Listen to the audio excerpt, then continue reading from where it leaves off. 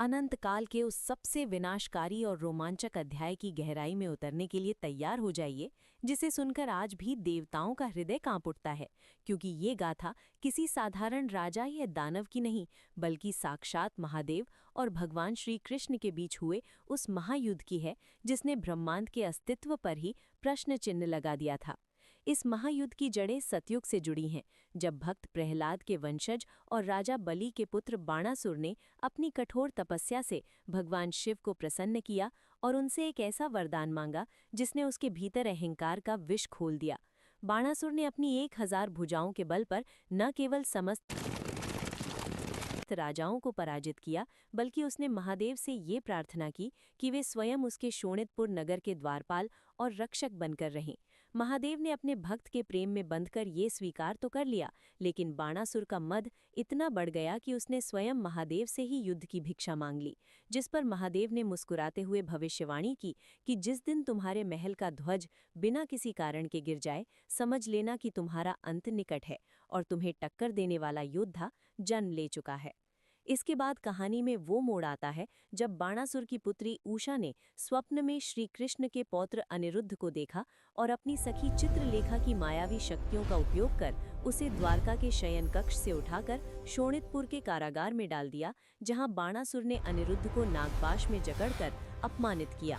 जैसे ही ये समाचार द्वारका पहुंचा, भगवान श्री कृष्ण के नेत्रों में वो प्रलयंकारी तेज उभरा जो केवल कल्प के अंत में दिखाई देता है। उन्होंने तुरंत अपनी विशाल नारायणी सेना, गरुड़ वाहिनी और द्वारका के समस्त महारथियों को कूच करने का आदेश दिया। जब श्री कृष्ण गरुड़ पर सवार होकर शोणितपुर की सीमा पर पहुंचे, तो वहां का दृश्य अकल्पनीय था। नगर के मुख्य द्वार पर साक्षात संहार के अधिपति भगवान शिव अपने मस्तक पर चंद्रमा और हाथ में प्रचंड त्रिशूल लिए खड़े थे। उनके साथ सेनापति कार्तिकेय अपने मयूर पर और नंदी अपने विशाल पर्वतीय स्वरूप में युद्ध के लिए तत्पर थे। युद्ध का शंखनाद होते ही धरती के सातों द्वीप डोलने लगे। एक ओर से अगर कृष्णा से सच्चा प्रेम है ना, तो बस एक लाइक कर देना और राधे राधे लिख देना कमेंट्स में।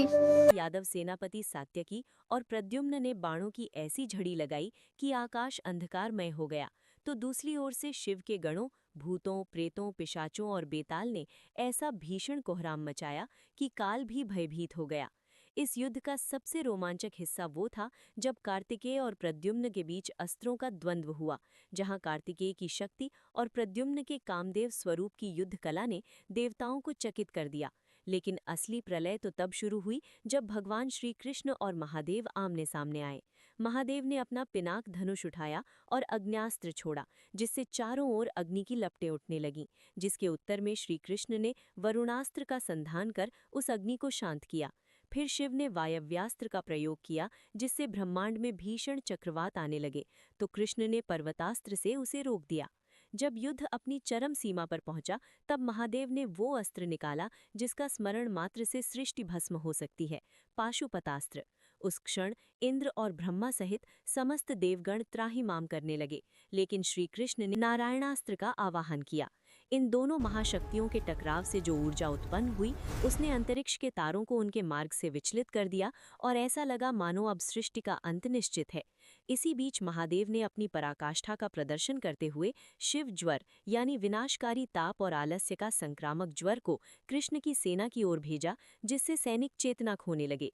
परंतु कृष्ण ने तुरंत विष्णु ज्वर उत्पन्न किया और उन दोनों सूक्ष्म शक्तियों के बीच वो भीषण संघर्ष हुआ, जिसने वायुमंडल को ही एक युद्ध के मैदान में बदल दिया। जब बाणासुर ने अपनी 1000 भुजाओं में 1000 हथियार लेकर कृष्ण पर हमला किया, तब कृष्ण ने सुदर्शन चक्र को आदेश दिया।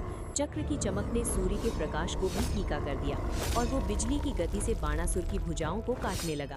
एक के बाद एक सैकड़ों भुजाएं कटकर जमीन पर गिरने लगी, जैसे कोई वन में पेड़ों की टहनियां काट रहा हो।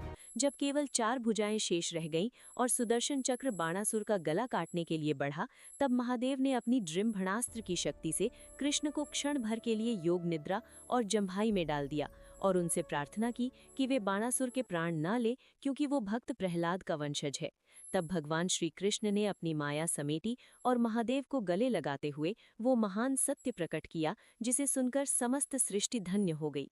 उन्होंने कहा कि हे महादेव, मुझ में और आप में कोई भेद नहीं है। जो मूर्ख हमें अलग समझते हैं वे कभी मोक्ष प्राप्त नहीं कर सकते। मैं ही शिव हूँ और शिव ही विष्णु है। इस युद्ध का अंत बाणासुर के अहंकार के मर्दन और हरिहर के एकाकार होने के साथ हुआ, जिसने मानवता को ये पाठ पढ़ाया कि शक्ति और भक्ति जब एक साथ मिल जाती हैं तो धर्म की स्थापना होती है। यदि आपको सनातन धर्म का ये सबसे विशाल और प्रामाणिक युद्ध वर्णन पसंद आया हो तो इस वीडियो को उन सभी जिज्ञासुओं के साथ शेयर करें जो हमारे गौरवशाली इतिहास की गहराइयों को समझना चाहते हैं। आपके एक लाइक और कमेंट से हमें ऐसी ही और अनसुनी कथाएं लाने की प्रेरणा मिलती है।